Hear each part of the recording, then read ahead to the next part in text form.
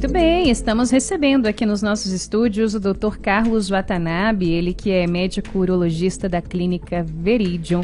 Dr. Carlos, bom dia, bem-vindo de novo. Bom dia, Ariane, bom dia, Diego, bom dia, ouvinte que está aí do outro lado.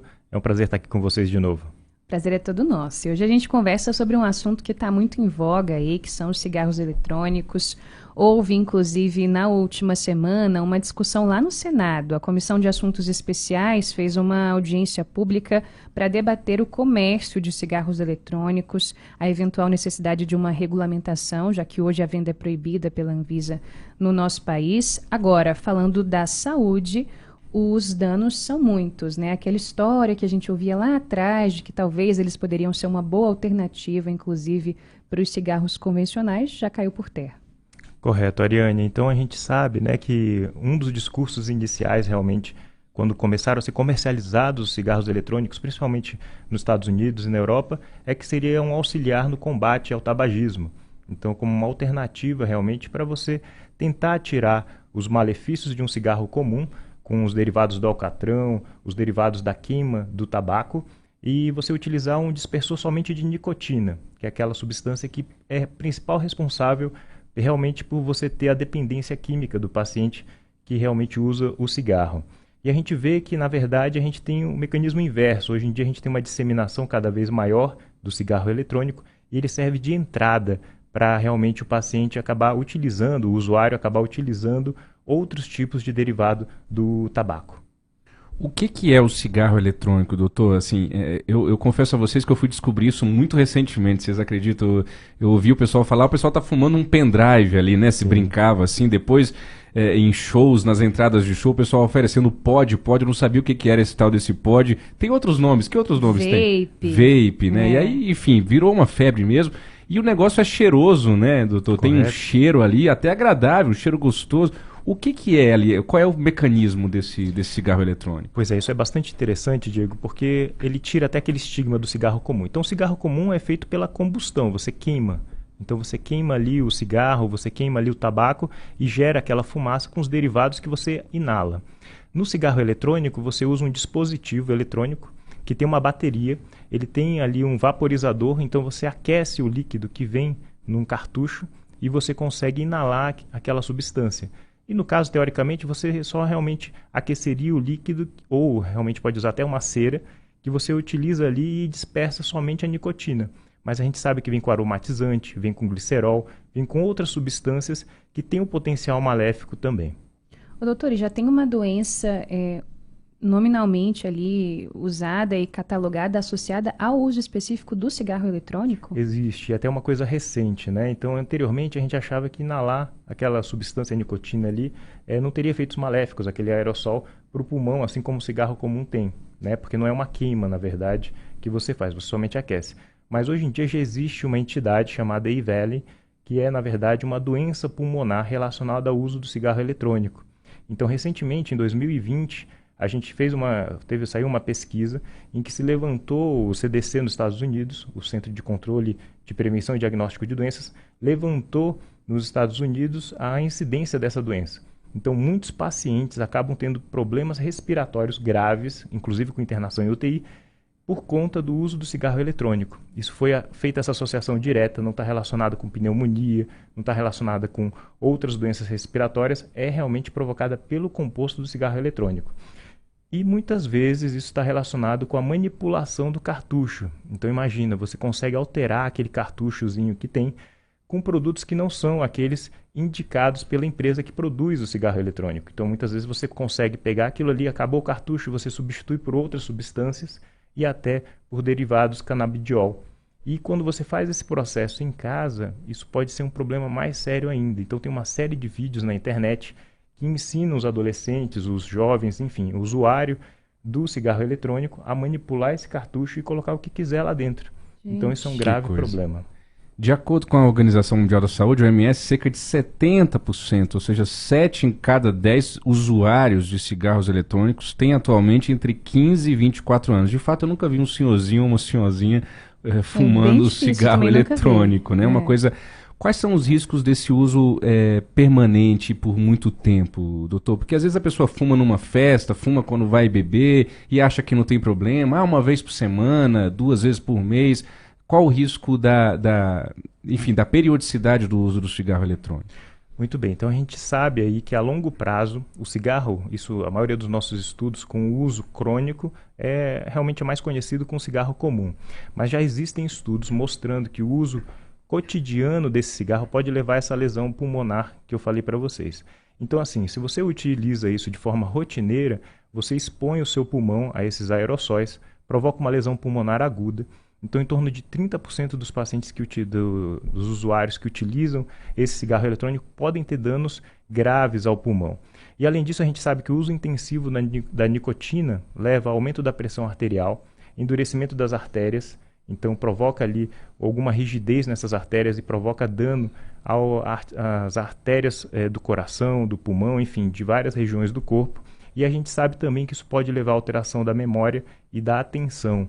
Então ali, especialmente o jovem, né, que precisa dessa capacidade, a gente está ali na fase de desenvolvimento, é muito importante que mantenha uma boa atenção na aula, na aquisição de conteúdos, que consiga ter ali uma capacidade cognitiva boa e a gente vê que está havendo prejuízo para isso também. E outra coisa, dados assim do dia a dia, né? Então tem professores nos Estados Unidos que relatam que às vezes a criança, o adolescente que está usando o vaping, às vezes sai no meio da aula para poder fumar. Então, porque a quantidade de nicotina pode ser tão grande que faz com que a pessoa tenha dependência. Imagina só uma criança, um adolescente com dependência e tem que sair no meio do intervalo para poder fumar um cigarro eletrônico no banheiro escondido. Então é um problema bastante sério. E depois que começa esse estrago no pulmão, para reverter, dá um trabalho e às vezes é impossível de se reverter, né, doutor? Correto. Então, assim, a gente tem uma estimativa, né, de que esse dano pulmonar, ele realmente possa provocar lesões permanentes. Além de que 30% dos pacientes que têm essa doença pulmonar grave no pulmão relacionada com o cigarro eletrônico, têm que ir para a UTI.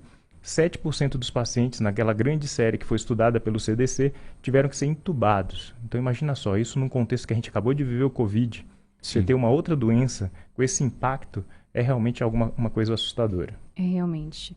Agora é 8h23, a gente está conversando ao vivo com o Dr. Carlos Watanabe, ele que é médico urologista da Clínica Veridium. Esta é a coluna Saúde e Bem-Estar. Doutor, tem um dado aqui muito impressionante que o senhor trouxe para nós, que é o seguinte: o cigarro convencional é responsável por mais de 50% dos casos de câncer de bexiga. Como o cigarro eletrônico é mais novo, muita coisa ainda está sendo estudada, mas o senhor, enquanto urologista, pode nos responder. Tem essa ligação também, então? Muita gente não deve parar para pensar nisso, né? O uso do cigarro, seja ele o eletrônico ou o convencional, pode levar as pessoas a desenvolverem câncer de bexiga? É verdade. Então, assim, o cigarro, principalmente o cigarro convencional, que a gente tem estudos de longo prazo, então isso é uma correlação muito bem estabelecida.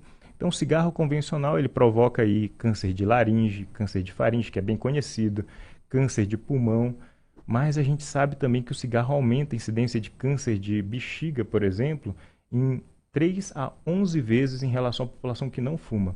E mesmo depois que você para de fumar, esse risco continua 1,5 vezes em relação à população normal. Então, continua elevado.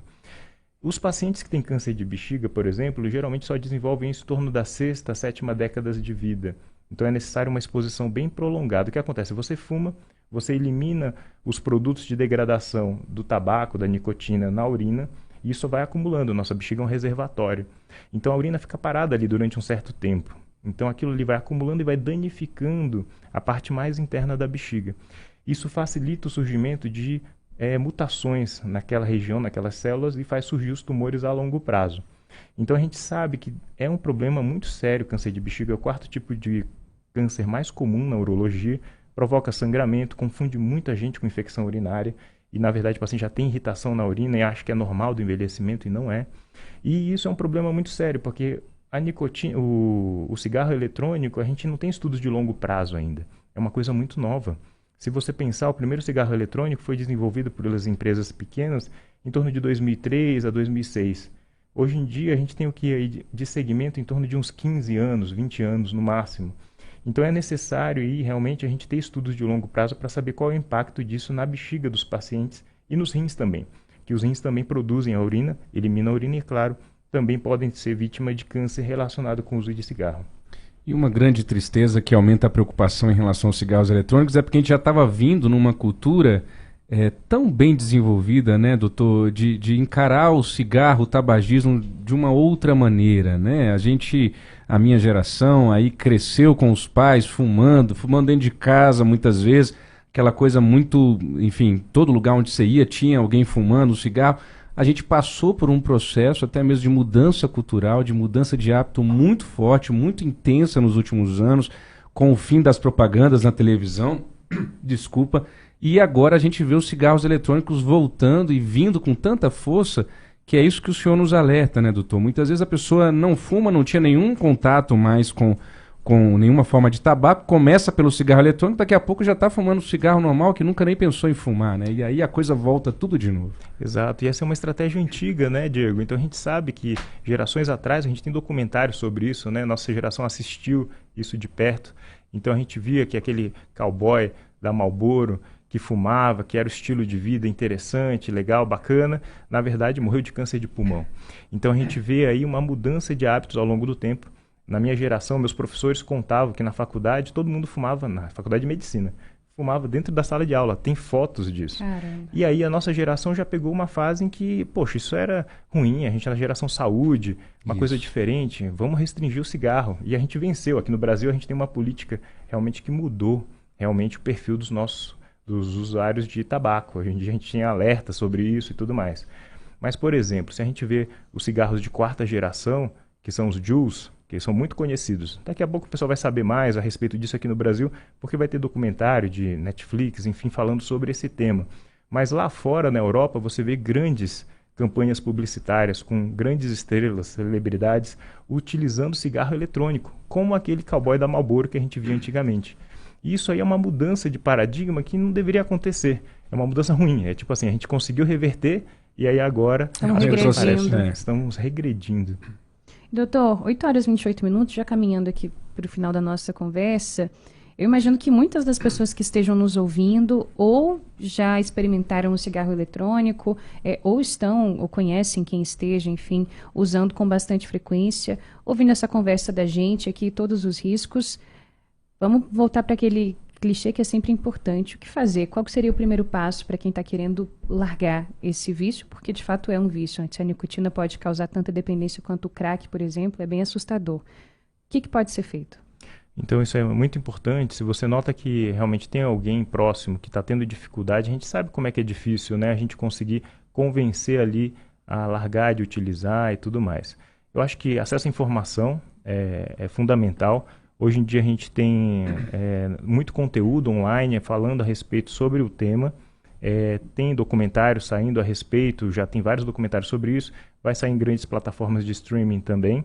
E é importante procurar um profissional de saúde. Então, o pneumologista ele é muito capacitado para poder ajudar a lidar com esse vício. No sistema público de saúde, a gente já tem um sistema muito bem estabelecido de cuidado com o paciente que é dependente do cigarro, que é tabagista. Então, a gente tem várias ferramentas. Não é difícil de conseguir ajuda para isso. Mas eu acho que a maior dificuldade que a gente tem, como são os jovens realmente que estão sendo público-alvo dessas grandes empresas, inclusive as empresas de tabaco têm comprado essas pequenas empresas que trabalham com cigarro eletrônico.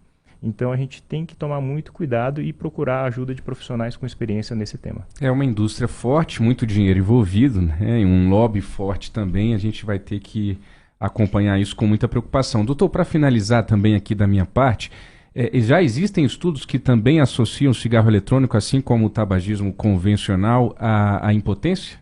A impotência sexual? Ainda não. Então a gente não tem nenhum estudo assim realmente grande a respeito do tema. Mas se a gente pensar que altera o nosso nível de ansiedade, né? O uso de nicotina altera o nosso nível de ansiedade, provoca danos, né, na vascularização do corpo inteiro, provoca aumento da pressão arterial, é muito provável que tenha assim uma relação com a disfunção erétil. Só que são pacientes jovens, então o jovem aguenta um pouco mais.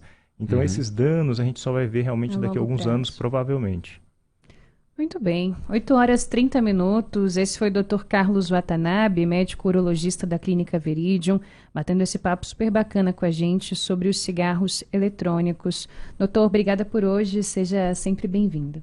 Obrigado, Ariane. Obrigado, Diego. Obrigado, ouvinte. Estamos aí para ajudar vocês.